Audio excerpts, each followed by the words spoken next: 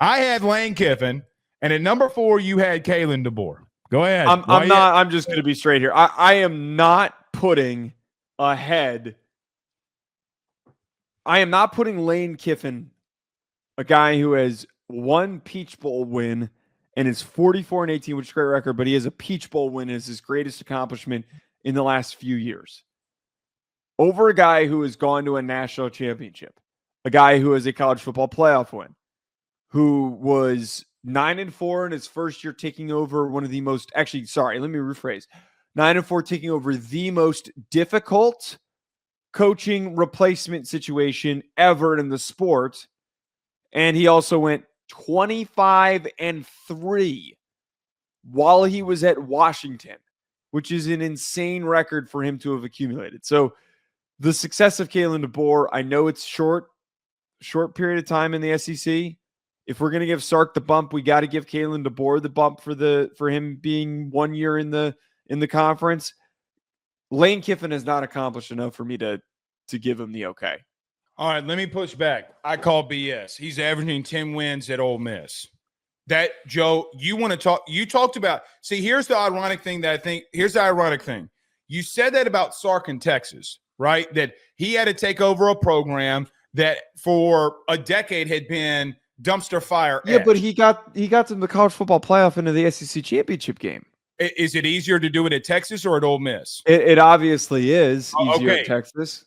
Joe, I'll use this analogy. I think if Lane Kiffin is at Texas, I think he could do the same. I really do believe that. I really do. Agree. I don't like playing the hypothetical game, but I don't agree with okay, that. That's fair. Then let's not.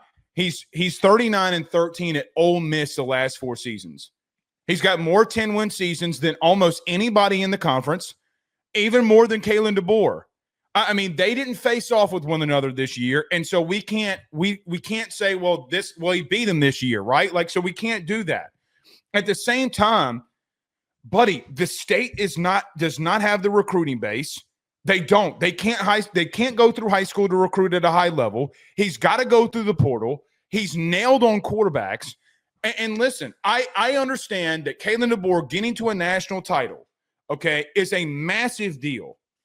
It is. I can't take that away from him, okay? I also can see that Lane Kiffin literally has been in this conference for longer and has a little bit more accomplished in this conference. It's tough because Kalen DeBoer's got that national title run on his belt. I really like Kalen DeBoer. He was at 6 for me, if I'm just being blunt.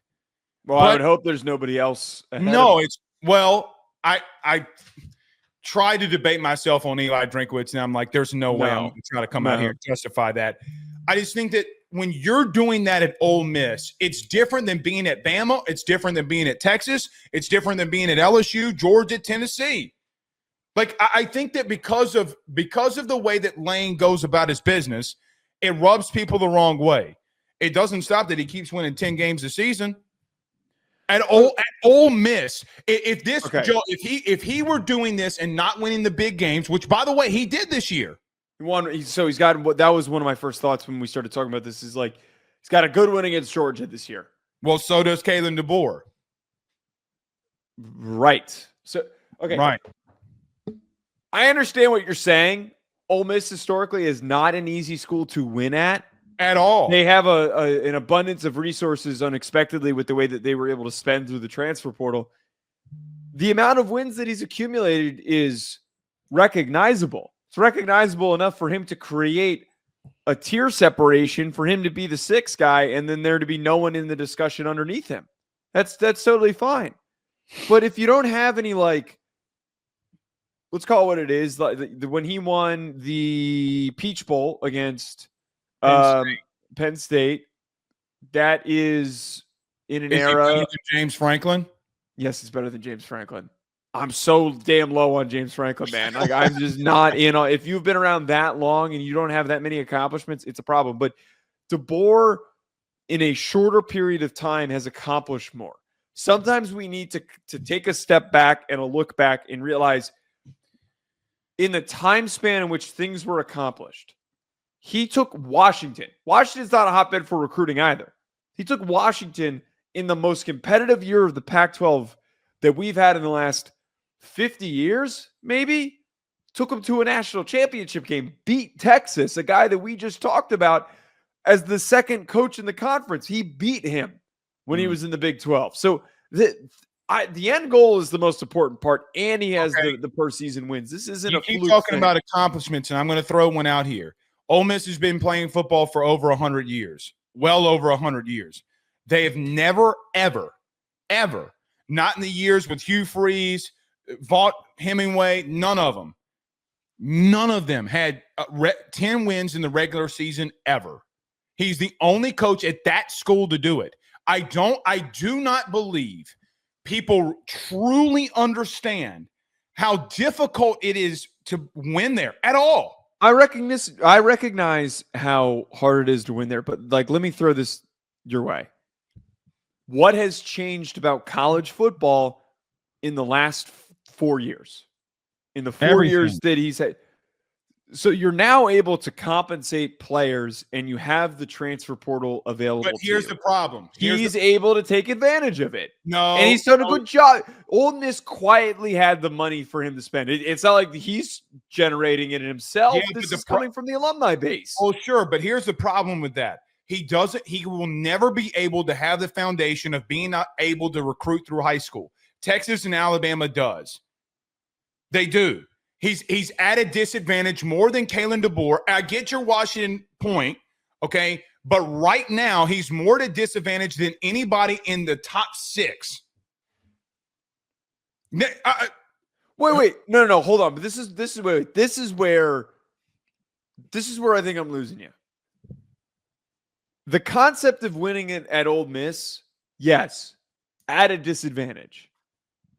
At the current moment, with the money that he's able to spend and that he has spent in the transfer portal, how is he at a disadvantage? He said multiple top transfer portal because classes. Again, go back and look at Bama's roster from this year. Most of those guys are coming through high school recruiting. They will do that again with the number 3 class that they had. Ole Miss, because of the state of Mississippi, they will never, and I mean ever, be able to have the foundation. He's got to go in the portal. He doesn't have a choice. I will say it like this. If he didn't do what he's doing in the portal, if they did not go nuclear the way that they did, they wouldn't win 9 games, much less 10 games. Joe, I would be surprised that I'm really am shocked that he's been able to get to 10 wins the last 3 of the last 4 seasons. I am shocked. He's had great rosters. I'm not shocked. He's a good coach. We wouldn't give him any respect at all if he wasn't accomplishing what he just accomplished. You need to win. Ole Miss, dude. I think that's a massive accomplishment. It is, but it's not as massive as an accomplishment as taking Washington to a national title. But that's not SEC. I don't know. I know. I mean that was kind of what I was expecting you to actually eventually say. He didn't do that at Bama, which is we need to find out if he can do this at Bama. That is the only acceptable counter argument is he's only been there for a year. Can he actually take this team to a title? Well, and that's the thing. What if he doesn't? And Lane Kiffin keeps winning 10 games a year. Well, if he doesn't, then we're going to have a very different conversation. Let me throw this your way. I didn't bring this up because this is head coaching. He completely revamped Nick Saban offensively. Him. I mean, that run it wasn't a head. That's not a head coaching. I get it. But I really do believe. Here's my God's honest opinion about Lane Kiffin. Okay. If Lane Kiffin were at one of these big schools, he beat the dog shit out of everybody. He could have left whenever he wanted to. I don't think he wasn't offered that Bama job. He wasn't offered Texas. He's put his the Bama job thing. I find hard to believe. I'm pretty confident he did not get offered it. Okay, but let me look at last part with this before we get to Heupel. I don't. We could probably skip Heupel, but it's up to you on that. But the pressure to win at Ole Miss is significantly lower than the pressure to win at Alabama. So if Kalen DeBoer, well, he felt that at Bama and he delivered. If Kalen DeBoer goes on to have 3 straight 10-win seasons and they don't go to the national championship, he probably will get considered to be fired. Like, I don't want to hear Bama fans argue with that. They would be pissed off if in 3 years they don't have a single national championship appearance.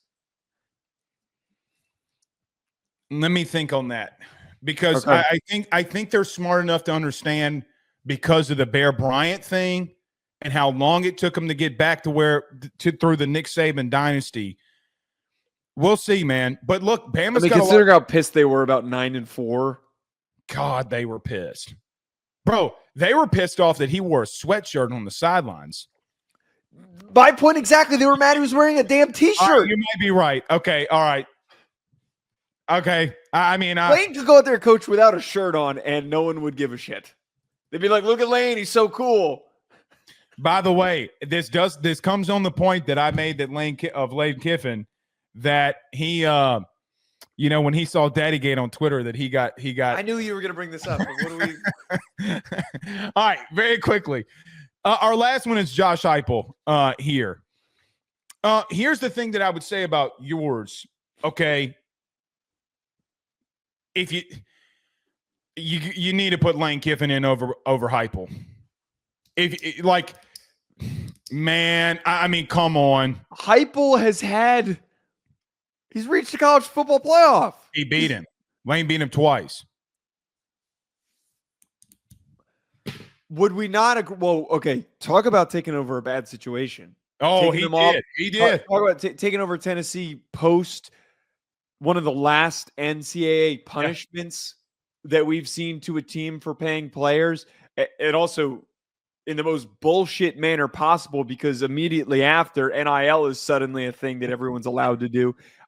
I think that Heupel, for as much as he hasn't accomplished, has done a lot more to transform that program than people realize. They beat Bama twice.